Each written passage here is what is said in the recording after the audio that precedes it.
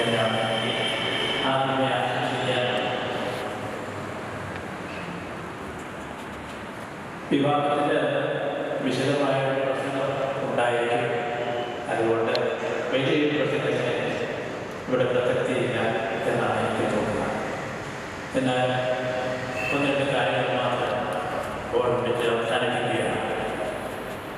വിവാഹ ജീവിതത്തിലേക്ക് പ്രവേശിക്കുമ്പോൾ നിങ്ങൾക്ക് എപ്പോഴും ഉണ്ടായിരിക്കേണ്ട ഗുണമെന്ന് പറയുന്നത് പരസ്പര സ്നേഹമാണ്.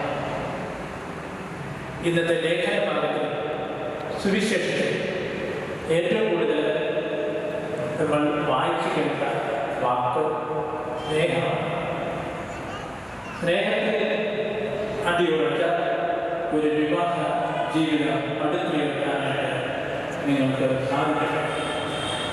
മുന്നോട്ട് നോക്കുമ്പോൾ ഒത്തിരിയേറെ പ്രതീക്ഷകൾ മുന്നിലേക്കുണ്ട്. അതോടൊപ്പം തന്നെ ആശങ്കകളുണ്ട്. പക്ഷേ വഴി നടക്കുന്നത് തമ്പുരാൻ. ആ ചിന്ത നമുക്ക് നിങ്ങൾക്കുണ്ടായി. ഇപ്പം സ്നേഹത്തിൽ കാട്ടിയുള്ള ഒരു വിവാഹ ജീവിതം നയിക്കുവാനായിട്ട് ഹോളിവുഡ് സിനിമയിൽ ജനപ്രീതിയാർജിച്ച സിനിമയായ സൂപ്പർമാൻ സിനിമകൾ സീനിയറായിട്ടുള്ള പലരും കണ്ടിട്ടുണ്ടാകും, ഇപ്പോഴും കാണാറുണ്ടാകും. അതിൽ സൂപ്പർമാനായിട്ട് അഭിനയിക്കുന്ന നടന്റെ പേര് ക്രിസ്റ്റഫർ റീവ് എന്നാണ്. വളരെ ഭൂരിഷമുള്ള ഒരു മനുഷ്യൻ, ഒത്തിരിയേറെ ആരാധകരുള്ള മനുഷ്യൻ.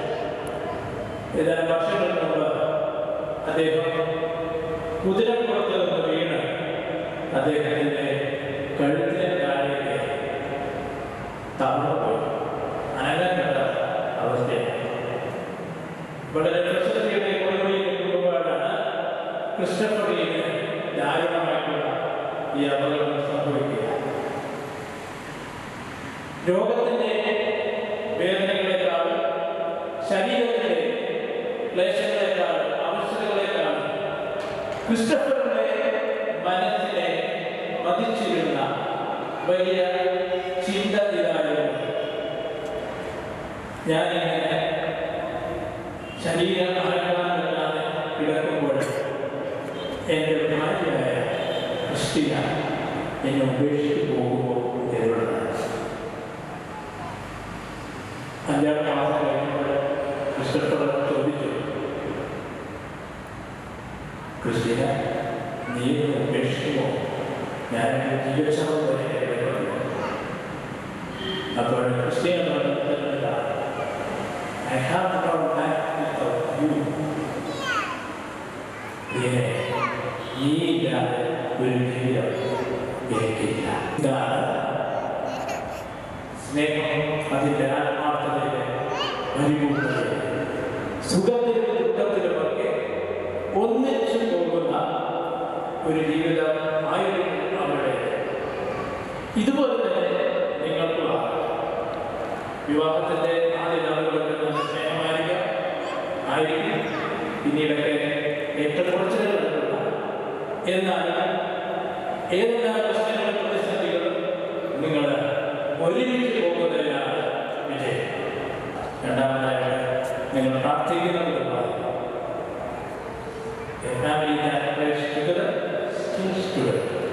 ഒന്നിച്ച് പ്രാർത്ഥിക്കുന്ന കുടുംബം ഒന്നിച്ച് നിലനിൽക്കും.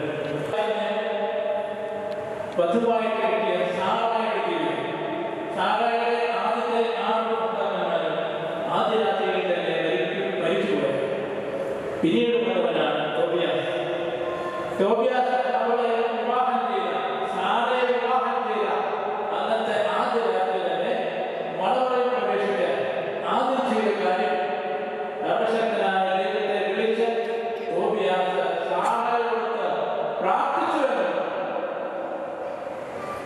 അതുകൊണ്ട് തന്നെ അവരുടെ കുടുംബ ജീവിതത്തെ ദൈവം അനുഗ്രഹിക്കുകയാണ്. ദൈവത്തെ കൂട്ടുപിടിച്ചുകൊണ്ട് നിങ്ങളുടെ കുടുംബ ജീവിതം മുന്നോട്ട് കൊണ്ടുപോകുവാനായിട്ട് നിങ്ങൾക്ക് സാധിക്കട്ടെ. നമ്മുടെ മാത്രം കഴിവുകൊണ്ട് ഒന്നും നമുക്കൊന്നും നേടാൻ സാധിക്കില്ല. അതുകൊണ്ട് സുവിശേഷത്തിലെ മത്തായിയുടെ സുവിശേഷത്തിലെ 7-ാമത്തെ അധ്യായത്തിൽ പറഞ്ഞിരിക്കുന്ന വചനം നിങ്ങൾ ഓർക്കണം. അതിലാണ് എൻ്റെ വചനം കേൾക്കുകയും അതനുസരിച്ച് ജീവിക്കുകയും ചെയ്യുന്നവൻ പാറമേൽ ഭവനമെടുത്ത വിവേകമതിയായ മനുഷ്യനെ തുല്യനാണ്. മഴ പെയ്യും, വെള്ളപ്പൊക്കമല്ല, കാറ്റുള്ളി അത് അവരെ തന്നെ ആനന്ദിച്ചു, എങ്കിലും അത് വീഴില്ല. കാരണം അത് പാറയുടെ സ്ഥാപനമാണ്. ദൈവമാകുന്ന പാറമേ, ദൈവത്തിൻ്റെ വചനമാകുന്ന പാറമേ, നിങ്ങളെ കുടുംബ ജീവിതം പഠിച്ചു വെക്കുവാൻ നിങ്ങൾക്ക് സാധിക്കട്ടെ. ഇവിടെ എത്തിയിരിക്കുന്ന എല്ലാവരും ഈ ദിനത്തിൻ്റെ മക്കൾക്ക്, വിവാഹ ജീവിതത്തിലെ മക്കൾ, നിങ്ങളുടെ രണ്ടുപേർക്കും ഏറ്റവും സ്നേഹത്തോടും സന്തോഷത്തോടുകൂടി നേരിടും. നമ്മെ ദൈവം സമർപ്പണം.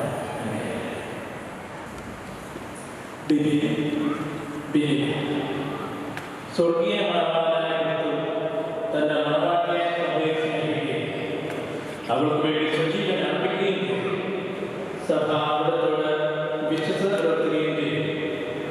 ക്രിസ്തീയ വിവാഹത്തിലേക്ക് പ്രവേശിക്കുവാൻ ആഗ്രഹിക്കുന്ന നിങ്ങൾ വിവാഹത്തിന്റെ ഈ പ്രവർത്തനശീല സ്വഭാവം പ്രഖ്യാപിക്കുവാൻ സഭ നിങ്ങൾക്കിപ്പോൾ അവസരം നൽകുകയാണ്. അത് നിങ്ങളുടെ സമ്മതം ഇപ്പോൾ വ്യക്തമാക്കും. താഴെയുള്ള ചോദ്യങ്ങൾക്ക് രണ്ടുപേരും ഞാൻ വാഗ്ദാനം ചെയ്യുന്നു മിശിഹായുടെ നിയമവും തിരുസഭയുടെ നടപടിയും അനുസരിച്ച് സ്വതന്ത്രമായ മനസ്സോടും പൂർണ്ണമായ സമ്മതത്തോടും കൂടെ ബിനിലയെ ഭാര്യയായി സ്വീകരിക്കാമെന്ന് വാഗ്ദാനം ചെയ്യുന്നു. ബിനില മിശിഹായുടെ നിയമവും തിരുസഭയുടെ നടപടിയനുസരിച്ച് സ്വതന്ത്രമായ മനസ്സോടും പൂർണ്ണമായ സമ്മതത്തോടും കൂടെ ബിബിനെ ഭർത്താവായി സ്വീകരിക്കാമെന്ന് വാഗ്ദാനം ചെയ്യുന്നു. നിങ്ങൾ ഈ വിവാഹ വാഗ്ദാനത്തിന് സാക്ഷികളാണ്. നിങ്ങളുടെ വിവാഹ വാഗ്ദാനം സഫലമാക്കാൻ സർവശക്തനായ ദൈവം നിങ്ങളെ അനുഗ്രഹിക്കട്ടെ. ഇപ്പോഴും എപ്പോഴും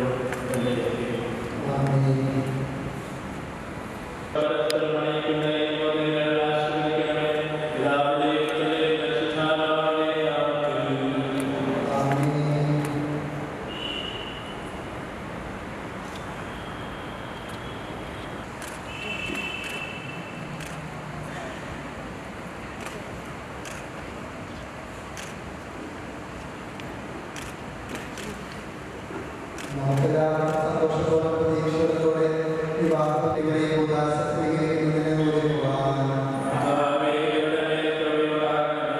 വിവാഹബന്ധത്തിന്റെ അഭ്യർത്ഥനയും കുടുംബജീവിതത്തിന്റെ ഉത്തരവാദിത്തങ്ങളും ശരിയായി മനസ്സിലാക്കുവാനും അതനുസരിച്ച് വിവാഹ ജീവിതത്തിൽ ഒരുങ്ങുവാനും വിവാഹബന്ധത്തിലേക്ക് പ്രവേശിക്കുന്നതിന് ഇവരുടെ തീരുമാനങ്ങൾ വച്ചു നിൽക്കുവാനും പ്രത്യാശാപരമായ പ്രാർത്ഥനയിലൂടെ വിവാഹത്തിന് സ്വയം സജ്ജമാക്കും.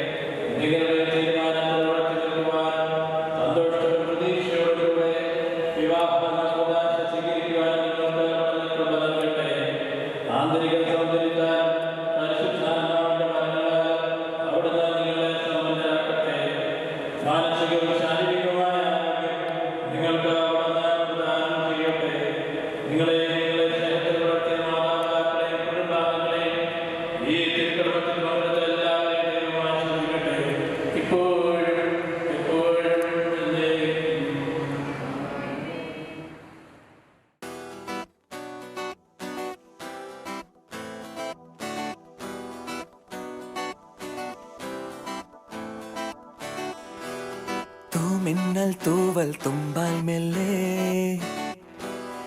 എൻ പൂവൽ കനവിൽ തഴുകാൻ വരൂ.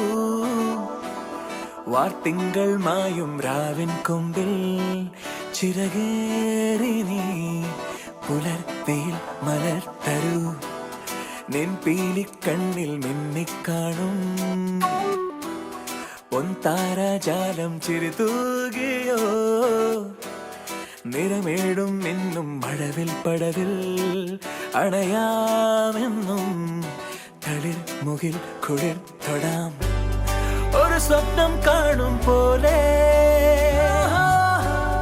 പുതു സ്വർഗം ചേരും പോലെ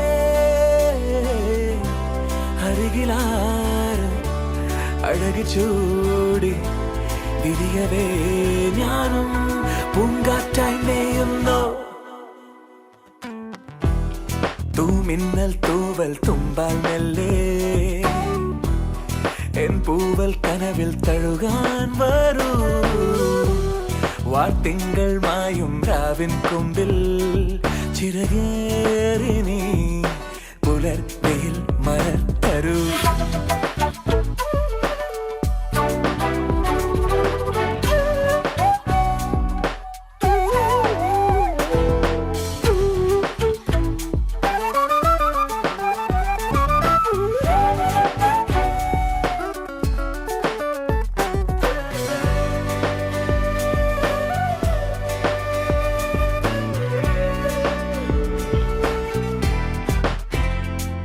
മഴനുള്ളും തുള്ളികൾ കരളോരം വീഴവേ നിനവാകെ നിൻമുഖം മാത്രമായി. പകലാറും സന്ധ്യകൾ കുടയുന്നോ വാനിലായി കുങ്കുമം പ്രണയമായി. അറിയാതെ എന്നോ നീ എൻ്റെ ജീവന്റെ നിഴലായി മാറി. പറയാതെ എന്നാളും ഓമൽ താരാട്ടാൻ നെഞ്ചിലാലോലമുണരുന്നുവോ. തൂമിന്നൽ തൂവൽ തുമ്പാൽ മെല്ലെ എൻ പൂവൽ കനവിൽ തഴുകാൻ വരൂ. വാർത്തിങ്കൾ മായും രാവിൻ കൊമ്പിൽ ചിറകേറി നീ പുലർത്തിയിൽ മലർത്തരൂ.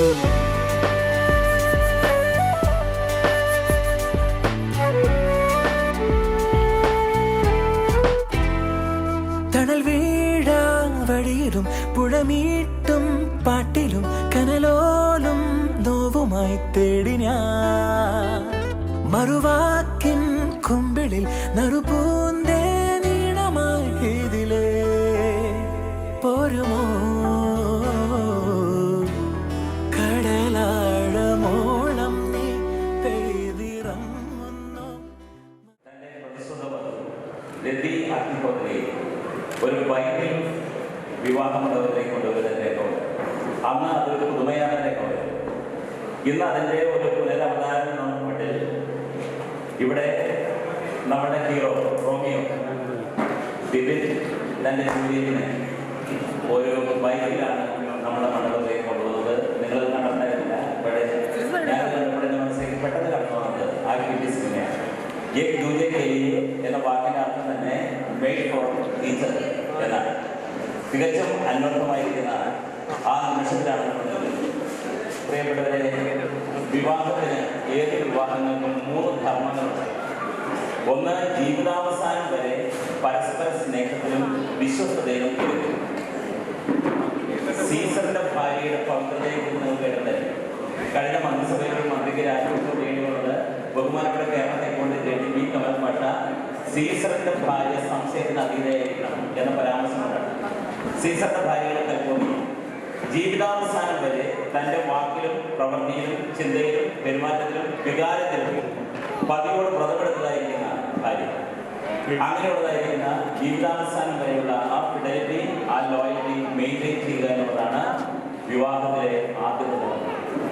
രണ്ടാമത് നമുക്കറിയാം, ദൈവത്തെ സൃഷ്ടികർമ്മത്തിൽ പങ്കാളികളാണ്. ദൈവ സൃഷ്ടികർത്താവ് നമ്മുടെ സഹചാരികളാക്കി. കണ്ണൂർ ജില്ലയിലെ കോലൻ എന്നൊരു ചിത്രകാരനുണ്ടായിരുന്നു.